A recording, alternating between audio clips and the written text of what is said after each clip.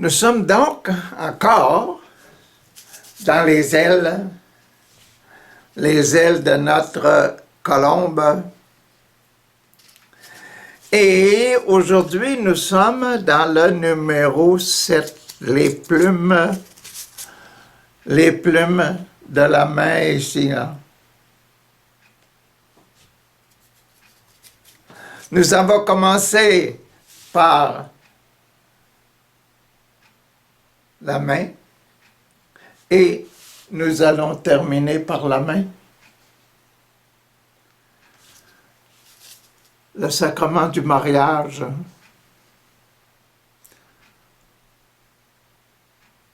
Lier les deux mains, attacher les deux mains ensemble pour la prière. La prière pour la dernière demande du Notre Père. Hier, ne nous soumets pas, ne nous laisse pas tomber, Papa, donne-nous le sacerdoce royal, et aujourd'hui, délivre-nous du mal, Papa. La prière, délivre-nous du mal. Joindre les deux boules jointes jusqu'à la fin et en faire un grand cercle. Accueillir tout le monde. Sacrement du mariage. Pour l'amour parfait, aller au ciel. Sacrement du mariage, c'est bien ça, hein? Délivre-nous du mal, c'est pour délivrer du mal, pour que les deux se mettent ensemble et bénissent des nouveaux enfants de Dieu, donnent des nouveaux enfants à Dieu pour que tout le monde se rende au ciel. C'est le sacrement du mariage. Les plumes aujourd'hui du sacrement de mariage, 7,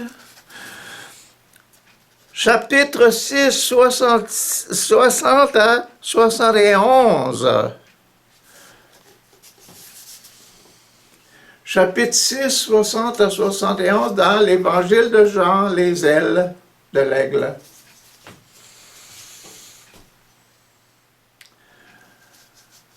Pour bien comprendre, regardons d'abord ce qu'il y avait dans le chapitre 5, au mariage du chapitre 5. Mariage, chapitre 5, versets 39 à 47. 5, 39 à 47. 5, 39 à 47, la dernière partie.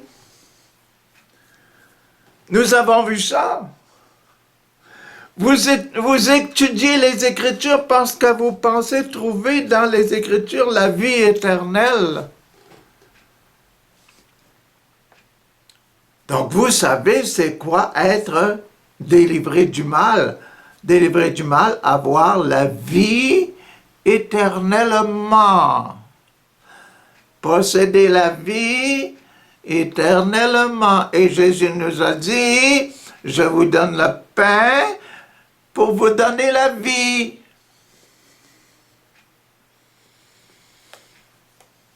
Ce sont justement elles, ces paroles-là, que vous cherchez les Écritures, qui parlent de moi.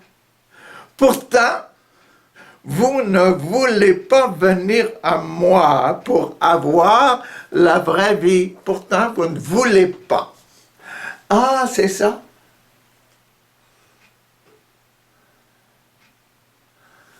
Veux-tu ou veux-tu pas te marier?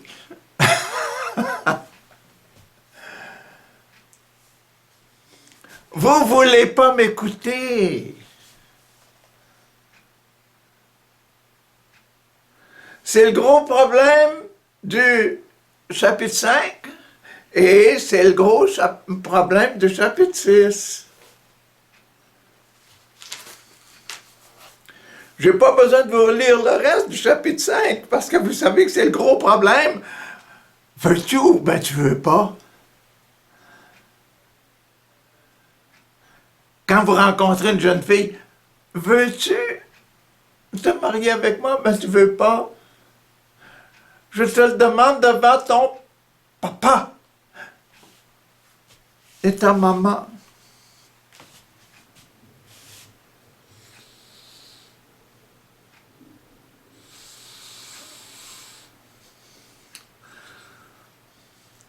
Papa va dire oui, et maman va dire oui. Je te donne la grâce de se marier. C'est dans le chapitre 6. Lisons les plumes que l'on met après cette main-là. Là. Lisons-les. Dans le chapitre 6, la dernière partie, les paroles de la vie éternelle. Et je vous ai dit que être délivré du mal,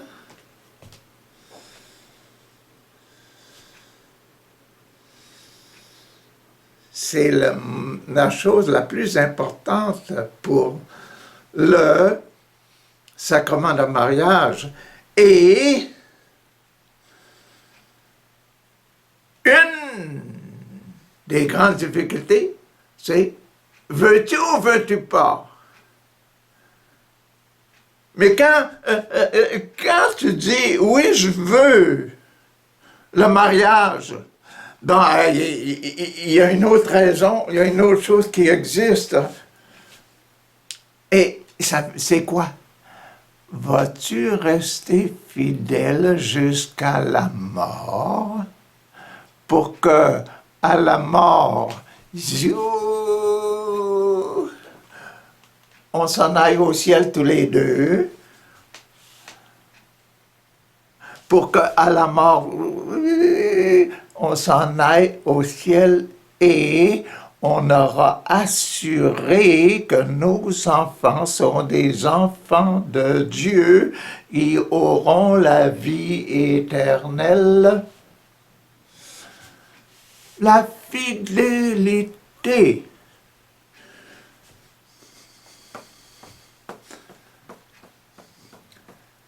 Vraiment remarqué dans la fin du chapitre 6. La fidélité, le point le plus important. La vertu la plus importante du sacrement de mariage, papa et maman, mais pour les prêtres, pour les religieux,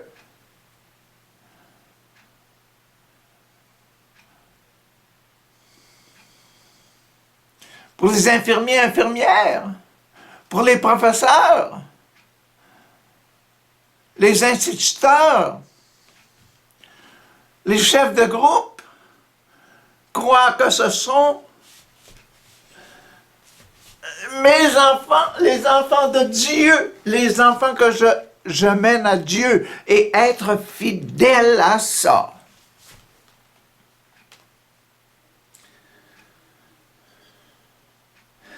Fidèle au principe du sacerdoce du pain vivant. Considérer nos élèves, nos enfants, et nous-mêmes comme des vivants du pain du ciel, vivants fils et filles de Dieu. Après avoir entendu Jésus, beaucoup de ses disciples dire oh, cet enseignement, Jésus, ton enseignement est difficile à admettre. C'est difficile de dire oui. Hein? C'est toujours difficile de dire oui. Qui peut accepter ça, Jésus? Jésus s'aperçut que ses disciples s'indignaient à ce sujet. se révoltait à ce sujet, ou bien se disait, « Oh, je ne suis pas digne, moi, d'être fidèle jusqu'à la fin. » Ah, ça c'est grave.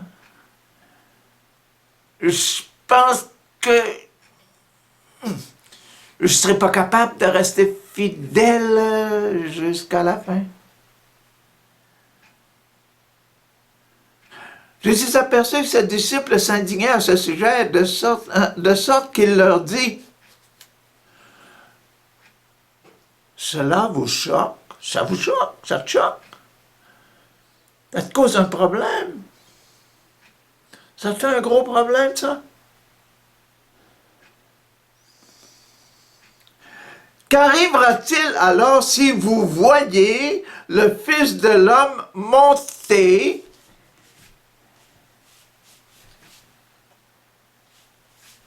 quand ça? À la résurrection. Si vous ne voyez le Fils de l'homme monter où il était auparavant, après sa mort, qu'arrivera-t-il quand vous allez voir là, que je vais ressusciter?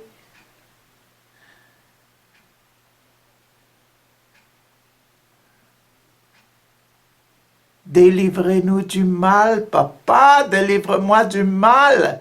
Enlève-moi de la terre, amène-moi au ciel pour l'éternité.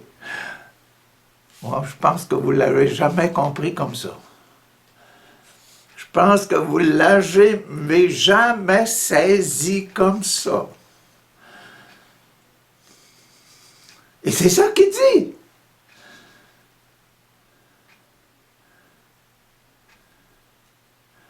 Croyez-le, que je vous offre mon sacerdoce royal, que je vous donne, l'offre, l'hostie, qui est mon corps et mon sang. Si vous le mangez, si vous le buvez, vous allez aller au ciel, vivre éternellement avec nous. Parce que je serai là, je suis là déjà. Cela vous choque, qu'arrivera-t-il si vous voyez le Fils de l'homme monter où il était auparavant? C'est l'Esprit, c'est le Saint-Esprit qui donne la vie. Réveillez-vous, c'est le Saint-Esprit qui donne la vie. C'est pas d'avoir un château, d'avoir une belle auto, d'avoir une belle femme et des beaux enfants. C'est pas ça. C'est le Saint-Esprit qui donne la vie.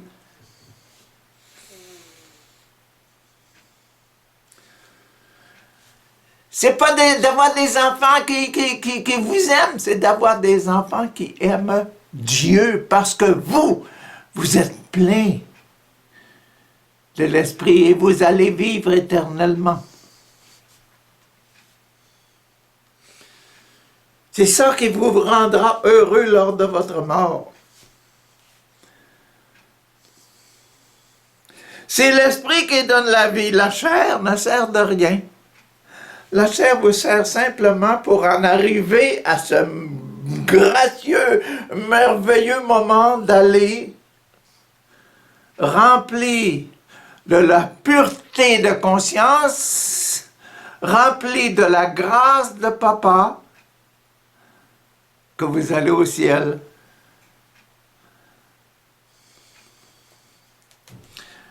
Mais quelques-uns parmi vous ne croient pas.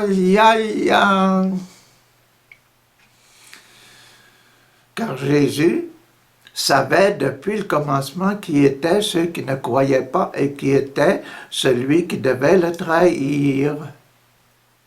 Il ajouta, ce que je viens de vous dire là, voilà, c'est pour ça que je vous ai dit que personne ne peut venir à moi, personne ne peut avoir ma vie spirituelle, personne ne peut avoir l'Esprit Saint s'il ne mange et ne boit. Hein? Personne ne peut venir à moi si Dieu ne lui en a pas donné la possibilité. Si Dieu Papa, si Papa ne lui a pas donné la possibilité, la grâce.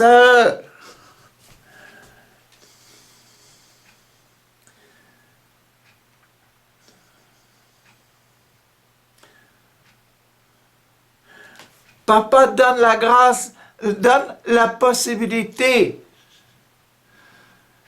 Je te permets d'aller à Jésus. Puis Jésus accueille tous ces gens-là dans l'Église et hop, allons au ciel tous ensemble dans son Église.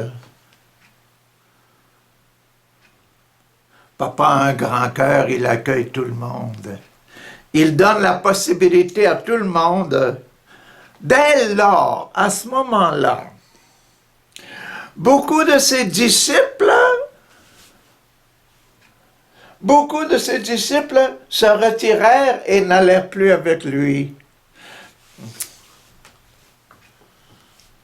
Le mariage, je ne me marie pas. Je n'accepte pas. Je ne me marie pas.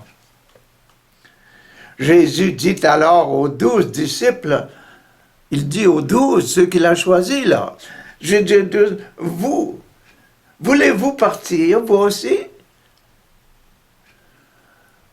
Simon-Pierre, grand chef,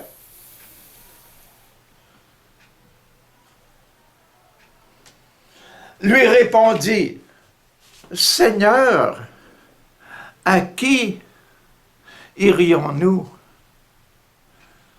Tu as les paroles qui donnent la vie éternelle, c'est ça qu'on cherche, la vie éternelle, et toi, tu as les paroles. On n'est pas pour t'abandonner. C'est toi qui vas nous délivrer du mal. C'est toi qui nous dis les paroles pour être délivrés du mal, pour avoir la vie éternelle. Maintenant, nous croyons et nous savons que tu es le Saint venu de Dieu.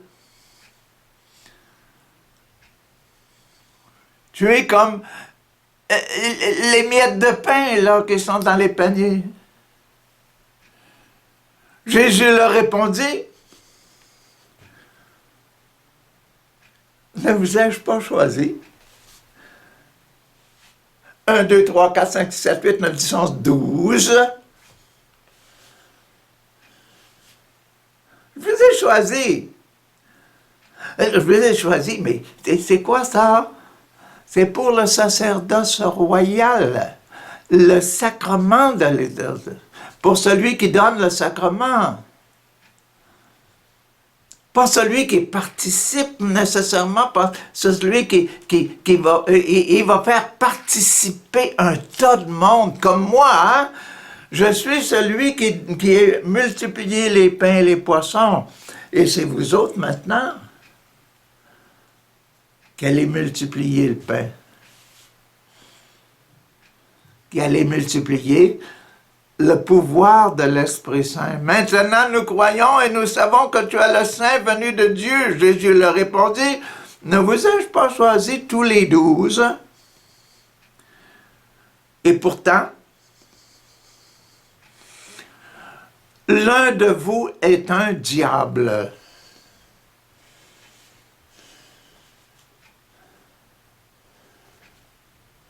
Point final.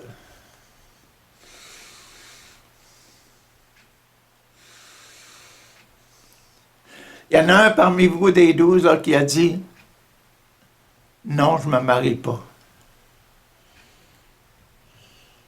Non, je ne pique pas ma plume dans la main. Parce que quand je rentre ma plume dans la plume, elle va se mettre à vivre de l'esprit du sang et de la chair et de la vie qu'il y a dans le corps de Jésus. Un de vous est un diable, il y en a un qui a arraché sa plume, qui veut rester tout seul. Il ne veut pas aller au ciel. Il ne fera pas partie de l'oiseau qui monte au ciel.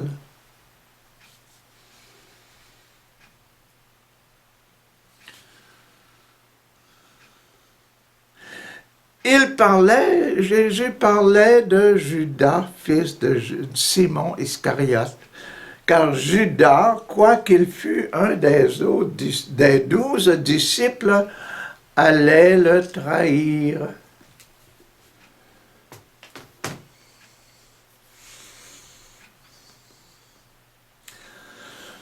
Oh, le beau sacrement de mariage. Le mariage des prêtres, le mariage des religieux, religieuses et le mariage des couples humains.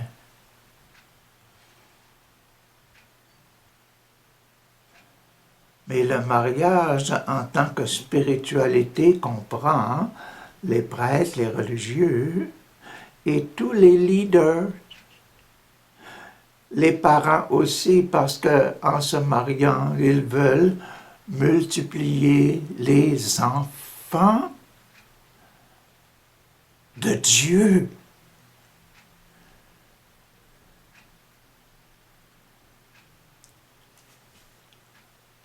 Des cœurs purs, des cœurs purs, des cœurs purs, des cœurs purs. Remplissons l'Église, remplissons nos paniers, remplissons de tous ceux qui aiment Papa mon Dieu de tout leur cœur. Un père, fils, devenir des fils aimants.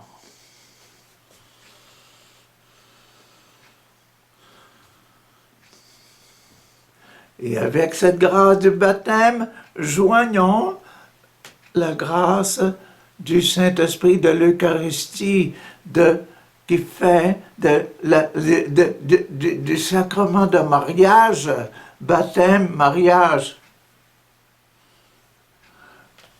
ensemble, pour prier ensemble les familles qui prient, les couples qui prient, réalisent leur sacrement de fidélité à Dieu, fidélité du baptême et la fidélité du mariage.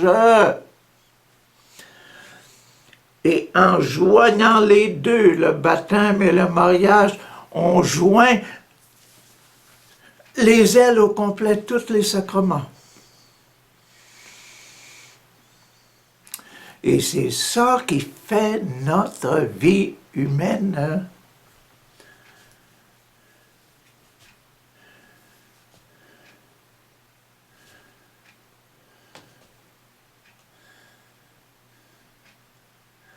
C'est très, très beau.